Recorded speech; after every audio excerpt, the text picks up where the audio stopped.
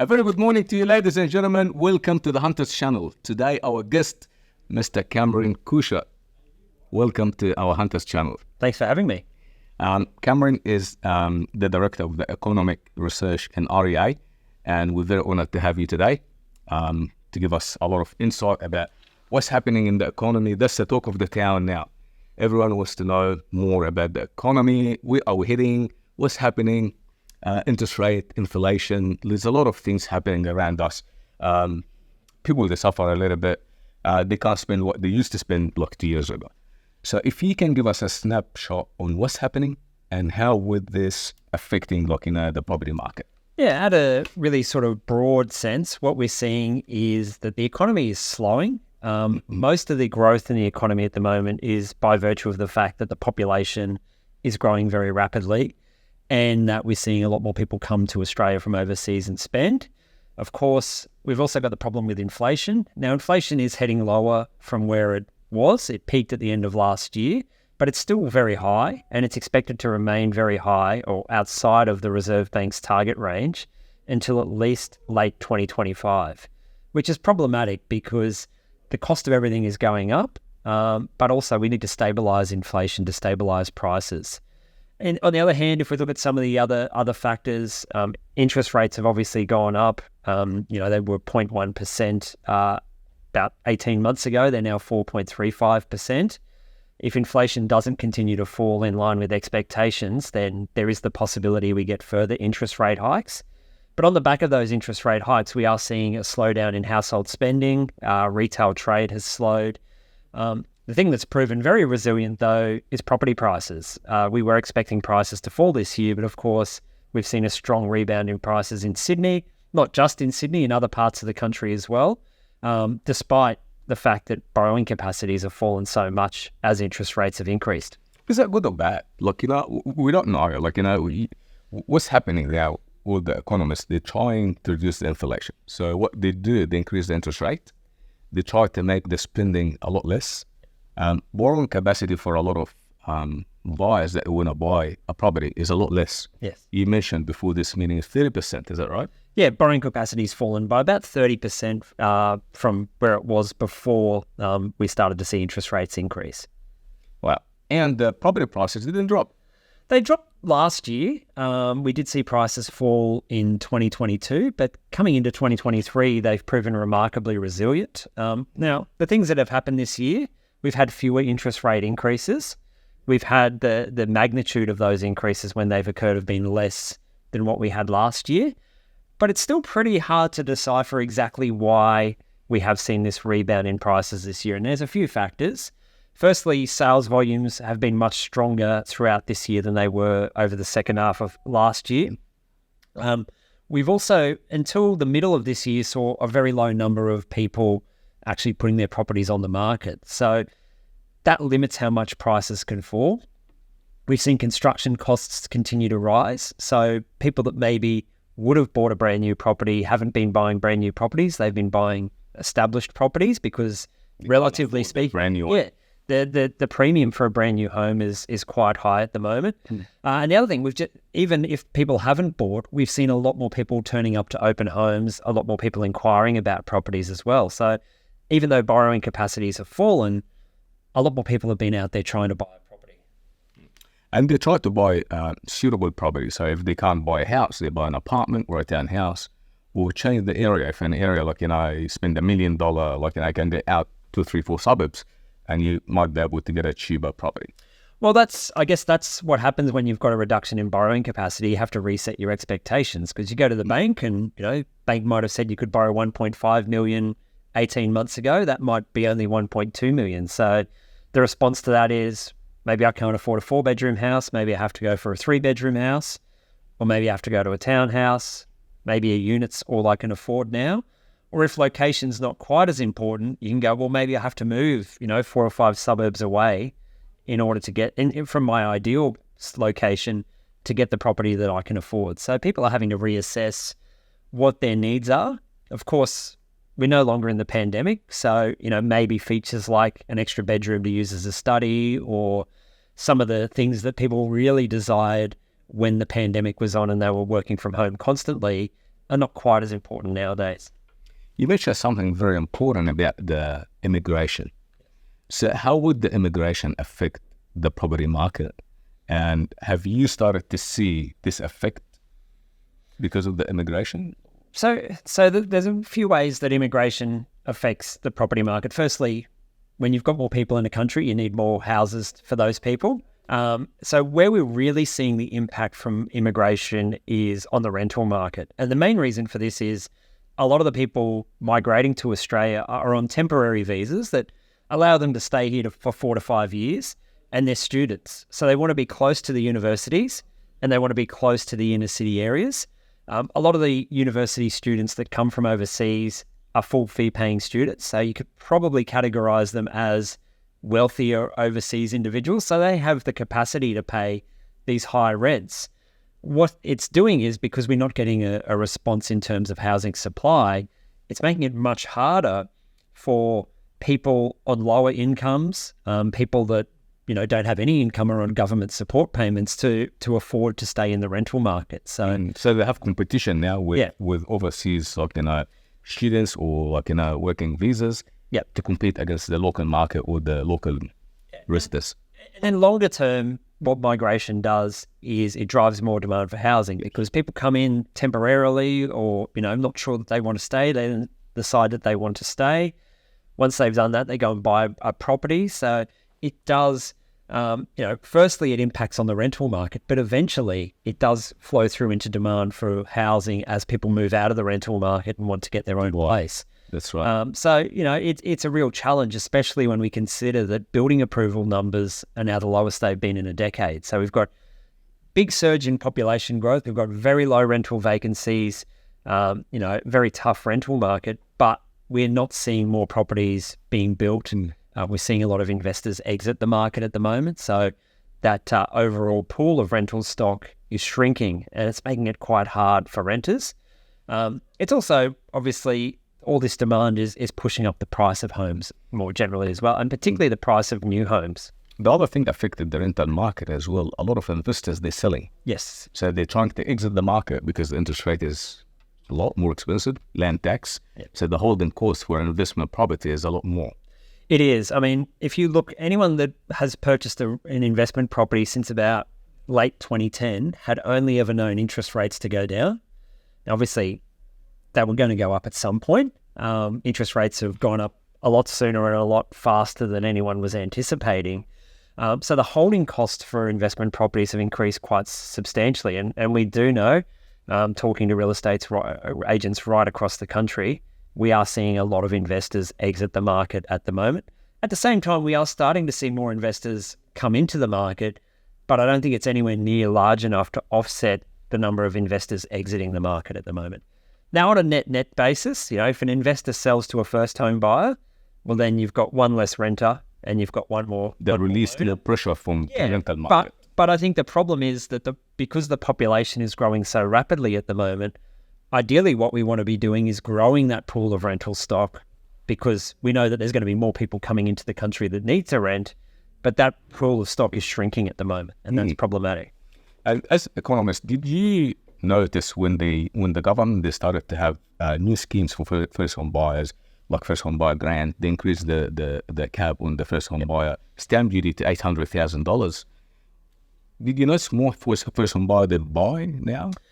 I mean, those grants, we've seen them use them quite a number of times in the past, and what they do is they do fuel more demand for housing. Yeah. Unfortunately, they do tend to push up prices as well. So there's more demand. That's right. You get this additional demand, and then the people that are in these properties feel like they can sell them for more, and then that has a flow-on effect right across the market. So I understand politically why they do it. If you're a first home buyer and the government's going to give you money to buy, you want to help them. You're going to take it. Yeah, you're going to take it if you can get it. But I think they are a little bit problematic in that they do tend to just add to higher property prices. It's catch-22. Yeah. Yeah.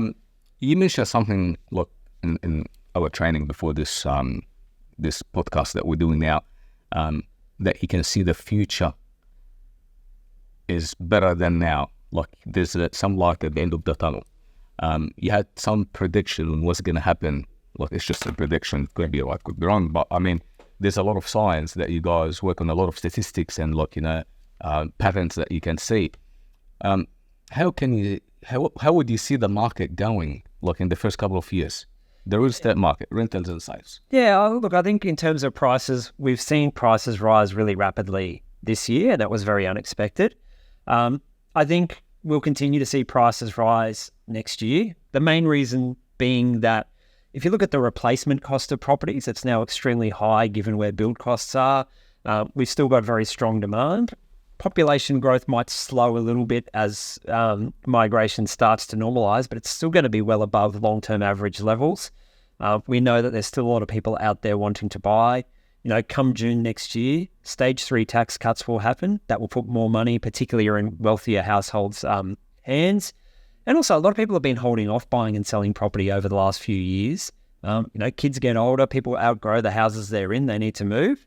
In terms of the rental market, unit rents in Sydney have increased by more than 20% over the past year. I think it would be highly unlikely we would see rents rise again that much next year, but I'm expecting we're still going to see quite strong rental growth. We've got a rental vacancy rate of about 1%. Which is meaning no vacancy. Basically nothing's available. We've still got, very strong migration that's likely to happen next year, maybe a little bit less than we've had this year. And we're not seeing any meaningful increase in housing supply. A lot of the new housing being built, either houses on the outskirts of the city or particularly where people want to rent, a lot of those apartments that are now being built in the city. Yeah, and a lot of the apartments in those inner city areas being built now are not for investors. They're owner-occupier apartments. So we're not growing the pool with new housing in the areas where people want to rent. So I can only see rents continuing to climb next 12 months. So Cameron, do you think the investors will re-enter the market again? I think so. I don't know that they'll re-enter with as much gusto as the investors have exited the market. But the main reason I think investors will come back into the market is because interest rates are now the highest they've been in 12 years. If you buy an investment property with higher interest rates, the tax deductibility is greater. So people that want to minimise their tax might start to be more attracted back into the residential property market to get those tax deductibility benefits. So I think we will see more investors coming into the market over the next 12 months. Equally, I think we'll see more first home buyers coming back into the market, mainly because of just how tough the rental market is at the moment. And if we do get that stable interest rate environment, from early next year onwards, I think renters that have the capacity to buy will like the certainty. This is what my mortgage payment's going to be. Yes, it's more than rent, but it's that every month. And it's not, my landlord selling and me having to go and compete with 50 other people for a rental property. It's not, running the risk of the landlord putting up rents 20% on me when I come up for a renewal. So I think investors and first home buyers will be a feature of the market next year. Absolutely, I agree 100%. Cameron, do you have any statistics about how many immigrants coming to the country or like the population in the past 1 year? Yeah, so over the past year, this is the year to March 2022, the data is quite lagged. The population's increased by about 565,000 people. That's a record high. And to put that in perspective for anyone listening, 565,000 people, the population of Tasmania is about 575,000 people. So we've added Tasmania to our population in 12 months at a time when building approvals are the lowest they've been in a decade. Yeah. And we're just not building enough to cater for all of these people coming into the country. So it is increasing that strain on the rental market and pushing up prices. Because they're going to rent in the first year or two. They're going to rent. They're not going to buy. Well, most of the people migrating to Australia are students. So they're here on temporary visas for up to 5 years. Most of those students that are coming in are not going to buy a property if they're not sure they're going to stay in Australia after they study. So it is increasing competition for rental stock significantly. Yeah, that's one of the main reasons. Yeah. How about first home buy? Like people, they live in homes and they just they first time renters. They're trying to rent a property. Did you notice the numbers has decreased? Well, what we're seeing is a lot fewer properties on the market for rent, and we're seeing a lot more people looking to rent. So what that creates is people that have the option to stay at home with their parents will probably do that longer than they would ideally like to, because it is cheaper and easier than having to go out and try and find your rentals. What we're seeing during the pandemic, a lot of share houses broke up, and the main reason for that was if everyone's working from home, it was pretty hard to work from home with 5 or 6 other people. But also in the inner city apartment markets, rents came down quite a lot as well. So people took that opportunity to move out on their own, and the average household size reduced. The reaction now as rents get more expensive will be that the average household size starts to increase. And we're seeing that on flatmates.com.au. We're seeing very high numbers of people signing up on that site. When you sign up on that site, you're essentially trying to find some other people to go into a share house with. And that's probably not through desire, it's more through necessity. And particularly the older demographic is one of the fastest growing demographics on that site. So, you think of share houses, you think of people in their 20s. Yeah, that's what we think. Yeah, but there's a lot of 50, 60-year-olds now in that situation. They might have been divorced, or, they might not be able to afford to have their own home anymore. So they have to go out and find some other form of accommodation. Yeah, if someone can find their rent really high and they can't afford it, that's a second option. That's better than becoming homeless. Yeah. That's true. Yeah. Very true. Now, tell us about the unemployment. What's the unemployment rate now, and how is it affecting the market? Well, the unemployment rate's 3.7% at the moment. It's been hovering around a similar level for about 18 to 20 months now. So it hasn't changed? It's bounced up a little bit and bounced down a little bit, but pretty much around there. That's the lowest unemployment rate since 1974. To give some perspective, before about 2 years ago, we hadn't had an unemployment rate below 5% since before 2008. So it's an extremely tight labour market. It is starting to drive wage growth. But it's also, when you've got a labour market that's tight, you've got a bit of mismatch between skills and jobs. So you may not actually have the right person for the right job. And that's impacting on our productivity performance. The Australian productivity measured as GDP per hour work is the lowest it's been since 2016. Now, the Reserve Bank's forecasts are that in order for inflation to come back to the target range of 2 to 3%, the unemployment rate's going to have to rise to about 4.25%. That's normal, because if the inflation is just really high, and companies, they can't afford to keep employees, and they start to to get rid of some of the employees. Yeah, and you're going to have more. As the economy slows, there's going to be less. Businesses aren't going to need as many people as they need at the moment when the economy is running really hot. So it is reasonable to expect that the unemployment rate's going to drift higher. I guess the good news, no one wants to lose their job, but the good news is before the pandemic, the unemployment rate was typically above 5%. If it's only 4.25% and we've got inflation in the target range, that's a pretty good outcome, and that's a pretty good, pretty low unemployment number historically. That's true. And also after the pandemic, you find a lot of people that started to work from home. They do part-times, they do a couple of different jobs. Yep. So look, the egg's not just in one basket. No, that's right. Yeah, we've definitely seen more job sharing taking place, and as you said, a lot more workplace flexibility happening as well. Some companies as well, still they hire a full-time employee, they hire part-time, and they still do the same volume, because if the volume of work is not that much. And that will be a response to the slowing of the economy that businesses will look at. Well, this job, do we need it for 36 hours a week? Or can someone do it working 30 hours a week? So part-time employment is likely to become a bit more prevalent over the next couple of years as well. Cameron, what advice will you give the Hunters audience about the economy and what they should do in the next couple of years?